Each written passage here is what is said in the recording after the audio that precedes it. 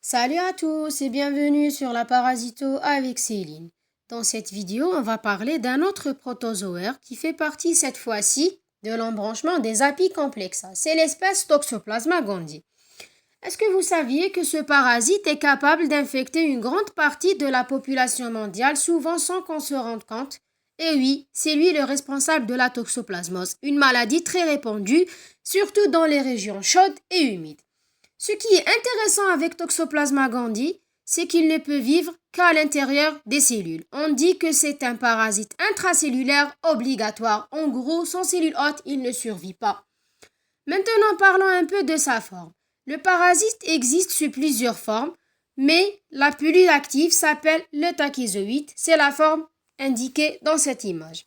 C'est une forme en croissant, toute petite avec une extrémité pointue à l'avant et arrondie à l'arrière. Et surtout, il possède une sorte d'équipement spécialisé à son extrémité qu'on appelle le complexe apical, mentionné en anglais ici apical complex. Ce complexe contient des structures comme les rhoptries et les micronèmes qui lui permettent carrément de pénétrer dans les cellules, lui, un peu comme un mini système d'invasion. Le complexe apical est bien la partie spécialisée du parasite Toxoplasma gondii qui permet d'attacher, d'injecter des effecteurs et de traverser la membrane des cellules hôtes. À l'intérieur du parasite, on trouve aussi plusieurs organites importants comme le noyau, la mitochondrie, l'appareil de Golgi et même un apicoplasme qui participe à son fonctionnement et à sa survie. Mais ce n'est pas tout. Le parasite peut aussi se transformer en une forme plus discrète appelée bradyzoïde. Cette fois, il se cache dans des kystes, surtout dans les muscles et le cerveau. Ces kystes peuvent rester longtemps dans l'organisme, ce qui permet au parasite de dormir et de résister. Donc le bradyzoïde, c'est un kyste, donc c'est une forme de résistance de Toxoplasma gondii. Au début, j'ai mentionné que Toxoplasma gondii, c'est l'agent responsable de la toxoplasmose, une maladie parasitaire ou bien une parasitose très répandue dans le monde qui présente des signes cliniques selon le type de l'infection, c'est-à-dire les symptômes de la toxoplasmose chez l'humain peuvent varier selon que l'infection soit aiguë ou chronique. Et beaucoup de personnes infectées restent asymptomatiques. Donc voici les symptômes fréquents. Premier type des symptômes, c'est les symptômes généraux dus aux formes bénignes de la maladie. Donc, on a une fièvre légère, des fatigues intenses, des maux de tête, des douleurs musculaires ou articulaires, des ganglions lymphatiques enflés, surtout au niveau du cou. Des symptômes oculaires, tels que l'inflammation des yeux, des visions floues ou troubles, des rougeurs ou douleurs oculaires. Chez la femme enceinte, souvent asymptomatique, mais l'infection peut entraîner des risques pour le fœtus, des malformations congénitales, avortements spontanés, problèmes oculaires ou neurologiques chez les bébés et même parfois des malformations chez le bébé. Pour la forme sévère, elle est rare, mais possible chez les immunodéprimés. Lorsqu'on mentionne le mot immunodéprimé, ce n'est pas seulement les personnes qui ont un problème du système immunitaire ou bien un système immunitaire en défaillance.